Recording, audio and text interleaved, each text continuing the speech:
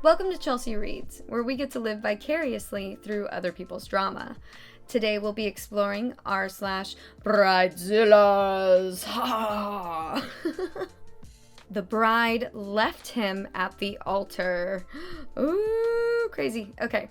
10 years ago, I played for a large wedding at a nearby Catholic church that was without an organist at the time. The day of the wedding came, a beautiful, sunny spring day. The wedding started out like any other wedding does.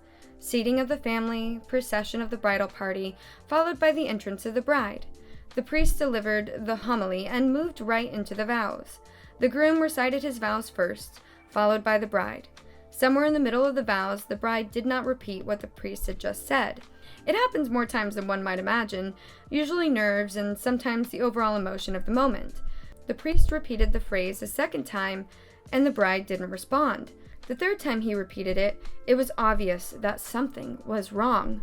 The bride looked at the groom straight in the eyes and said, "I can't do this." She took off down the aisle, with her parents following close behind, and her fiancé right behind them. You could have heard a pin drop in the church. As the organist, I was asking myself, should I play something to fill in the silence? The priest told everyone to please be patient for a few moments. He would go check on the bride, and that sometimes nerves can really kick in and do a number on a person. About 10 minutes later, the priest returns and says, "I'm sorry to inform you that there will not be a wedding today. The couple has asked me to share that if you brought a gift, to please pick it up from the school gym, where the reception was being held. And they ask that you please enjoy the food that has been prepared and is waiting for you so that it does not go to waste. Unfortunately, the couple will not be making an appearance at the reception, and they thank you for being here." People just sat there trying to process what just happened. I, on the other hand, turned the organ off, closed the lid, and walked out the door, ... all the while thinking how lucky I was to have just been paid in advance and the payment had already cleared the bank. I'm still not entirely sure what happened, but someone told me that the bride was known to get around during her high school days and had recently reconnected with an ex-boyfriend, and that people had seen them out together a week or two after the wedding that never made it past the vows, being overly friendly with each other. Ooh, snap. Snap, snap, snap. Oh my gosh. Well, I mean, hey, I guess at least she didn't take the vows. I hope it wasn't because she cheated on him. That sounds like something straight out of like a rom-com, you know, where the main character's planning her wedding and then she reconnects with an old flame and she realized the flame had never died down and gets rekindled and that they were perfect together and let petty things take them apart. And her fiancé, who she's marrying, is not the one for her. And so on the wedding day, she says, "I can't do this," and dramatically runs down the aisle into the arms of the person that she's meant to be with. We've all seen Runaway Bride. Oh my gosh. I mean, that's the plot of a lot of rom-coms. I mean, I think even that Irish Wish one on Netflix that just came out last month. I haven't seen it, but... you know, there's a formula to these things. A very simple formula. How many movies can I quote here? Oh my gosh. Yeah. No, I mean, I'm glad that she didn't end up getting married, but yikes. The title of this post is, "I hate being a bridesmaid so much." I truly want to drop out, but I don't know if it's too late. A friend of mine is supposed to be getting married in mid-April. She asked me to be her bridesmaid back in November. I gladly said yes. Because I was unaware of what the bridesmaid role is about, I asked several other friends of mine for advice, which I excitedly took. I was over the moon. That was until I found out a month ago that another one of the bridesmaids is a girl who literally bullied me in extreme ways and did other things as well. Oh no. When I told my friend that I'm uncomfortable, she was like, "Get over it. It happened in the past. It's my wedding. It's not about you. It's none of my business if you two don't get along. You'll have to be civil for my wedding." So I said, "You know what? I'll suck it up for my friend's wedding." Doesn't sound like a very good friend to you. The wedding is in about a month.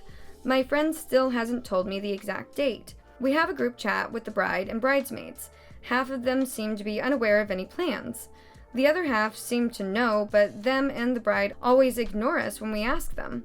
Whenever I ask her, she finds a way to somehow flip the convo, and she won't answer. I confronted her, and she still said I should chill and that it's not that deep. She only has a few of the bridesmaids help her out with the wedding planning, while the rest of us are excluded. She hasn't even told us what dresses to get. I told her I'll end up wearing a curtain unless she makes her request clear, and she blamed me for stressing her out because she doesn't have time to think about everything. I haven't done any of the things bridesmaids are supposed to do, and I don't mind. What I do mind is the fact that me and some of the other bridesmaids are excluded from plans. We are unaware of the most basic stuff about the wedding, and we're just brushed off. I will drop out for sure, but I don't know if it's too late. What I know is that my friendship with that girl has probably run its course. It seems like she wants clowns as entertainment, not supportive bridesmaids. Oh, girl, it definitely sounds like that you got a good beat on the situation here.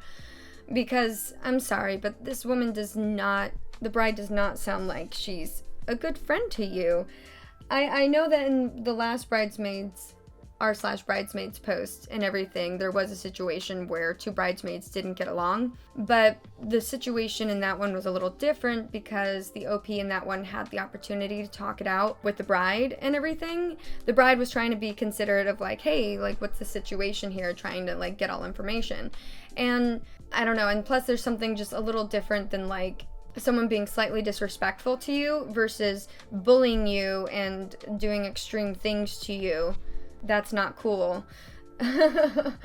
And so if I were in OP's position and my friend was like, well, you're just gonna have to suck it up kind of thing, I probably would have been like, yeah, okay, I'm just gonna back out of the wedding because I don't want to do that to my mental health. I don't want to put myself through that. I don't want to be around this person. And that is totally within your right to do, you know? If you guys want to listen to the other Bridezillas story, you can find it in the playlist that this video is in. And I'll also provide a link in the description. But yeah, it almost sounds like that the bride just really doesn't want them involved at all and has borderline kicked them out with the fact that it's a month to the wedding and they don't even know what dresses they're gonna wear. Like, that stuff needs to be ordered way in advance, especially because I used to work at a bridal store and you had to order those way in advance unless you were just getting off the rack, because if you're getting dresses in a specific color or style or something, a lot of times they need to be ordered in. You might need to have it tailored. You know, there's just all of these things that take time, so you need to make sure that you have enough time before the wedding in order to organize that and have that and figure out what you need to do. Like, they haven't done any of the bridal showers and the engagement shower, the bachelorette party. Like, a lot of that stuff is generally happening like within the month or two of the wedding. So it just seems very, very strange. Maybe there's a reason why the bride and OP's bully are friends, because maybe they're both just mean girls. Good on you, OP, for you know, knowing your boundaries and for sharing your story. We definitely appreciate it. I definitely appreciate it. I hope my listeners appreciate it. This post is titled, "I will end up cheating on you if I marry you." Okay. If someone says that to you, don't get married. I don't even need to read the post. We will be reading the post, but I don't even need to read the post. If someone says to you, "If I marry you, I will cheat on you," don't marry them. They are literally telling you who they are. Believe them. All right, let's see what this post says. My older sister is getting married, and after a huge fight, she told me her fiancé said to her, "I will end up cheating on you if I marry you. Even your friends don't like you. I want to end this engagement." She only told me, nobody else. This happened a month ago, but now it seemed like they resolved their fight and they are behaving okay, and it's like a big interrobang. Because the wedding preparations are still continuing? She told me everything is fine now and behave with him normally. She said she improved on certain things he wanted from her and he was going through a work stress before. Also, she has turned into Bridezilla, controlling everyone's wedding outfit, especially mine, and it's like 3 exclamation points. Wanting things to look perfect during the wedding, she also got some surgeries and lip fillers. Are those the things that she needed to improve on for her guy? Are the surgeries and lip fillers what he wanted from her? I'm wondering. I'm not sure if I should be happy about this wedding or sad. I'm confused. I wonder if she's making a huge mistake. What are your thoughts?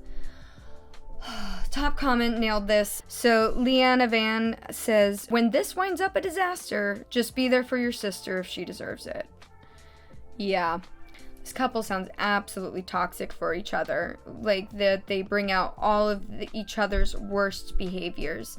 So this actually, I feel like that this can kind of give us a little interesting psychological insight into how a bridezilla works. Because I have a sister, right? Not saying she's never been a bridezilla. She's wonderful. I love her. She's like my best friend. So it's just interesting to me that like OP actually sounds incredibly close to her sister too, right? And it almost sounds like that the whole bridezilla stuff and the way that her sister's acting with the fiance and everything, it almost sounds a little bit out of character for the sister. So this is where getting an interesting little psychological insight into how a bridezilla works, because she's got this really toxic relationship, right? For whatever reason, she really wants to hold on to it. And maybe he's got like a nice high-end job that she can afford lip fillers and surgeries, and she's got a very specific vision with the wedding. So we can kind of like make some presumptions here that based on these details that they have money. Maybe his job is super well paying, so there could be a bit of status involved too of why she doesn't want to let go of this relationship, right? So maybe one of the reasons why she has turned into a bridezilla is because of the fact that she feels like her entire relationship and her life are out of her control. So the wedding is the one thing that she can control. That would be really interesting. So, you know, her fiance is a super workaholic. He's very vain if he's the one who's convincing her to get these surgeries and the lip fillers and the like. Maybe he's a bit controlling over her behavior because, oh, he said all this horrible stuff to me about how he'll cheat on me if we get married, and that my friends don't like me, and that he didn't want to even get married. But he was just stressed out at work, and you know, there were some things I was doing wrong too, but I fixed those. I'm totally like in line with him now. You know, that's fine. And oh my god, why are these tablecloths not vanilla? I wanted vanilla and these are white, and explosion. Does that kind of make sense? It's basically like there's all these things where she's just like, it's fine, and it's out of her control, but this is something she can control. She can control what her wedding looks like. So, and especially if status is something that's important to her, I could see that being something. There's a cliche on Reddit where Reddit's always telling people to break up or get divorced, right? You only get a small little insight into how a relationship, a lot of times people come to Reddit with a problem, and so you're really only seeing this one weak point in the suit of armor that is this entire relationship, right? We're only looking at this broken elbow. Not the best metaphor, but it works. So it is a cliche to say that, but honestly, this couple is not, they don't sound good for each other. Sometimes people bring out really bad behavior in the other person, and they play mind games with each other, and they prioritize different things, and that makes the other person unhappy, and then there's always this friction, and too much friction can cause a fire. So this relationship is going to end up being a fire. It's going to be a disaster. The wedding is going to be a disaster. It's not built to last. How can you build a home? What's that Postal Service song? You know, you build a house on a rotted foundation and it's not going to stand. Such a short post. I had so much to say about it. But I would just definitely say to OP in this situation, it's good to give your sister that ear to bend.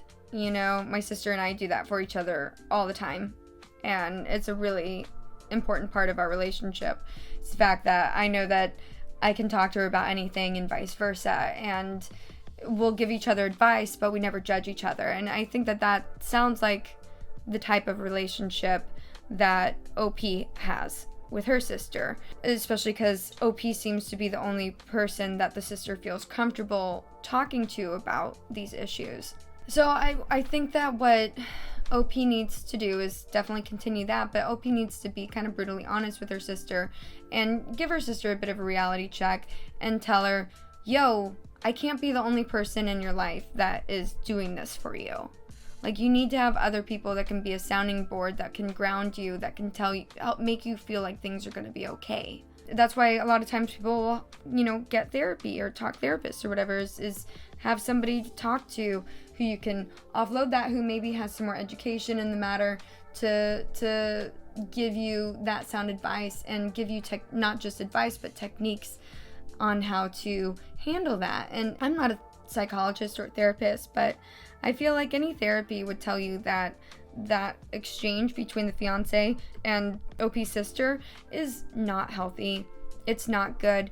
I'm sorry, but like, a relationship just isn't worth that type of toxicity. There's so many people in the world, and you're bound to find somebody who is going to treat you better and have more respect for you than to say none of your friends like you. To say you're so toxic that if we get married, I'm going to cheat on you. And I'm sorry, but what is wrong with the fiance? He just sounds just garbage. Why is he staying with her? Why is he staying with her if that's how he feels? Just break up. Just break up. You guys are both going to end up being happier. Yeah, you go through a period of being unhappy, but you become a better person when you're not involved in a toxic relationship. And I don't know, I mean, a lot of people just sometimes prefer something uncomfortable rather than be alone. Because when you're alone, you have to face yourself and you have to work on yourself. And sometimes it's just easier to blame other people for your problems. And that's not good. Ugh. I did a lot of assumptions in this one, but on very limited information. We're trying to paint a picture, trying to understand people. So, that's the best I can do in this situation. But I definitely hope that OP doesn't feel too overwhelmed, especially since OP's sister is like, here, I'm going to specially control what you wear. I hope that they're able to find a good middle road and OP can help her sister find the courage to leave this guy, or this guy will finally suck it up and break it off. It's not worth it. I'm not saying that relationships are perfect. Relationships are hard work. They're hard work. But the difference is that you're working together. In a good relationship, you're on the same team. I don't know, I can't speak for everybody. I can just speak from my own experience and the experiences of those around me. But from what I've seen, if you guys are constantly needling at each other and picking each other apart and saying, you need to improve on this and this and this, or you made me feel this and this, or you made me do something like that, it's not the other person's fault. You can definitely talk about how you feel about something, how an action someone did made you feel. But you don't blame the other person. And sometimes people just don't have the capacity for personal insight in order to realize that. They feel so much more comfortable just keeping another person around in order to have someone to blame for the reason why their life isn't going 100% the way that they want it to. And all you can do in that situation is just be there for the people who you love and hope that the people who think that way come to their senses and do that self-reflection, or at least remove themselves from a toxic situation. So those were today's stories. Let me know what you think down in the comments. Give this video a little like or subscribe if you haven't already. And as always, I hope that you guys have a wonderful day. And please remember to be kind to other people and be kind to yourself. Talk to you soon.